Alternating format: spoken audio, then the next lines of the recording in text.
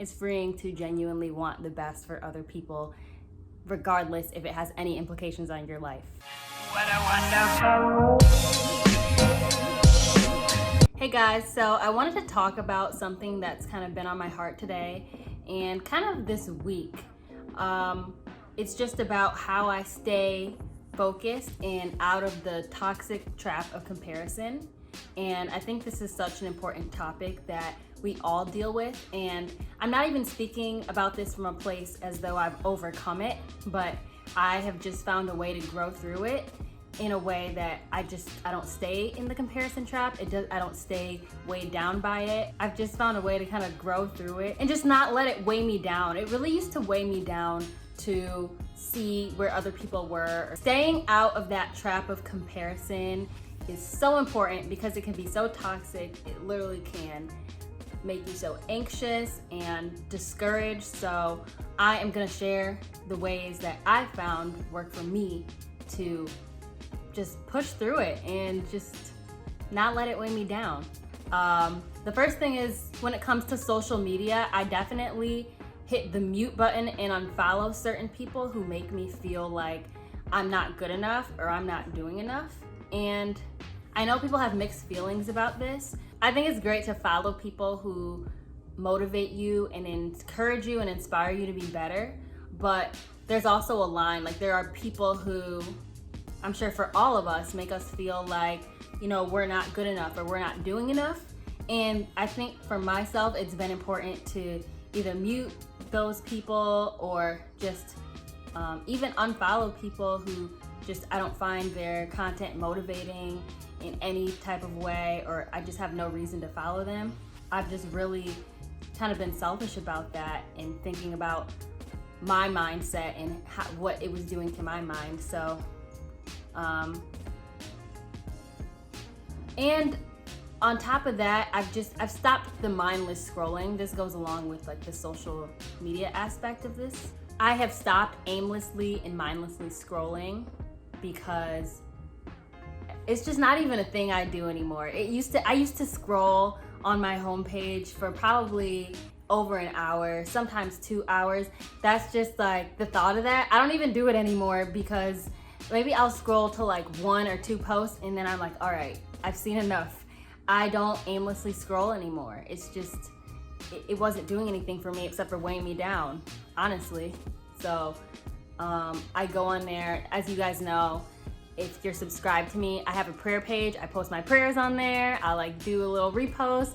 Then I keep it pushing because, as we know, Instagram is just the highlight reel. Everybody knows that. Everybody says that. Yet, we still all feed into it every now and then. But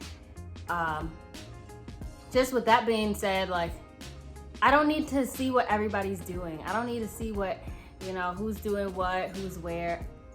I go on for the purpose that I need to, and then I kind of just keep it moving because I don't want to get stuck there. And it helps me to not compare my life and what I'm doing to other people. I'm just able to focus on what I've got going on.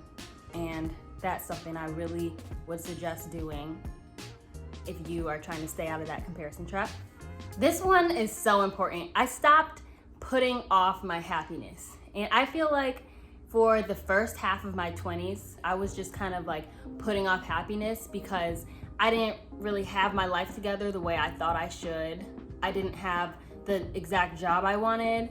And a lot of my peers had, these really impressive jobs straight out of college. And I just felt like I didn't deserve to be happy and go on trips and post myself being happy because I didn't do enough hard work or because I didn't have a good enough job or I didn't have a fancy job to show off, or I just didn't feel like I was earning enough money to deserve to be happy. So I feel like I was putting off happiness for the first half of my 20s, really just and I've been single for all of my 20s as well. And so for the first half, I feel like I was just waiting until I was in a relationship or waiting until I found somebody to be in a relationship with to decide, okay, then I'm gonna be happy. But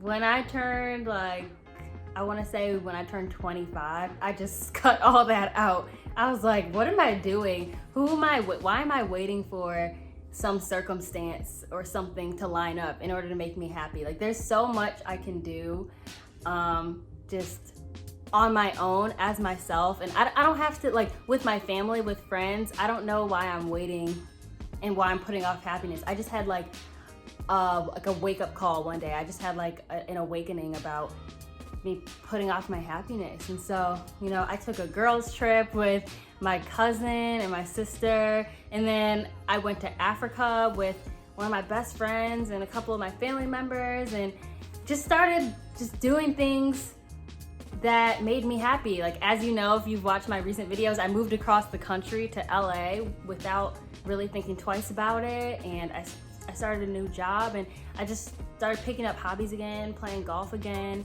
I just stopped putting off happiness and feeling like I didn't deserve it because I wasn't at a certain place in life. Yeah, that's a big one. I just got rid of that ducks in a row syndrome, feeling like I needed the perfect relationship, the perfect, you know, job, the perfect income to enjoy life. I just cut all that out. I'm like, let me live my life and do things that make me happy. And that has completely changed my perspective and helped me to stop like just using other people's life as some type of measure to like determine how my life is going. It was really empowering for me to realize throughout, it was mostly 2019, obviously 2020 has been something we're all trying to navigate and figure out, but really in 2019, I realized I could have these amazing experiences. I strengthened friendships. I went to go visit my friends more. You know, once you graduate from college, you're all in different parts of the world. And so just taking that time and effort to see my friends and to just be close to family, it's just made me happier. And it's made me stay out of that toxic comparison trap of feeling like I don't deserve it. So this is a really big one. Praying for people who maybe you have some type of resentment, some type of bitterness, some type of, or if you just like have times where you find yourself jealous of them, honestly, or wanting what they have. I'm not, you know what I mean? I can admit that about myself. I'm not perfect. There are people who I used to compare myself to a lot, still do sometimes, but you know, that feeling it's not healthy to feel like, you know, envious and jealous of people or bitter because, you know, they have things going on in their life that makes you insecure about yours. So what I really have leaned into doing is praying for people and praying for those people that maybe make me feel that sort of insecurity, just because I don't want to have that feeling towards them. I don't want that. I want to, like, that is not the feeling I want to have.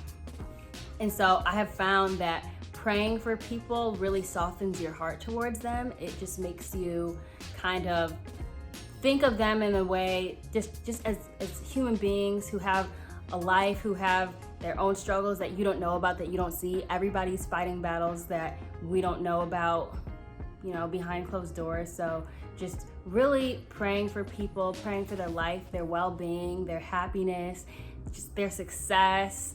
And it just does something to you. It changes you. It changes your heart and the posture of your heart towards people. And it's been very freeing for me just to genuinely want the best for people, even if they make you look at your life and say, oh, okay, well, they have this and I don't. Praying for other people just puts your heart in a different posture about what they've got going on and about your own life. It's something I found so helpful, and it's something I would suggest because it's freeing. It's freeing to genuinely want the best for other people, regardless if it has any implications on your life. The last thing is to run your own race. By this, I mean just focusing on your stuff, your own stuff, and what you've got going on. And this kind of goes back to what I was saying about not putting off happiness, but this is more so just like focusing on leveling up in your own life. Once I turned 25, I really started looking at how can I level up my own life? How can I level up in my career? What can I do to sharpen certain skills that I have to get better? What can I do to literally improve myself? I've asked myself these questions. What books can I be reading?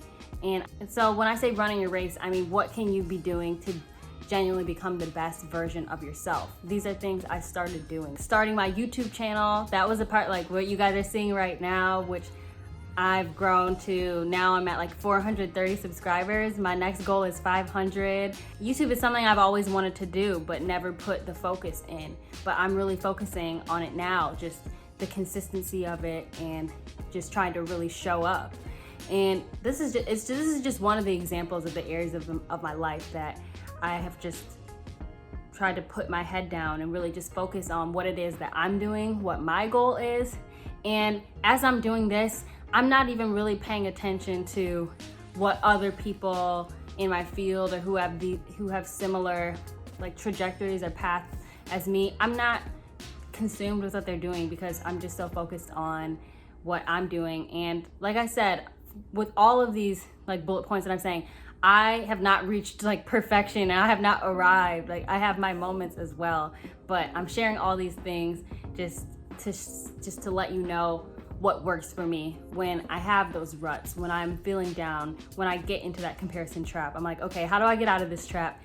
These are the things that I go back to. These are things that just really take me out of that place of looking at what other people are doing and getting down on myself, and just instead looking at myself, putting the focus on me and saying, what can I do better? What does God want me to do with my life? Not what is he or she doing.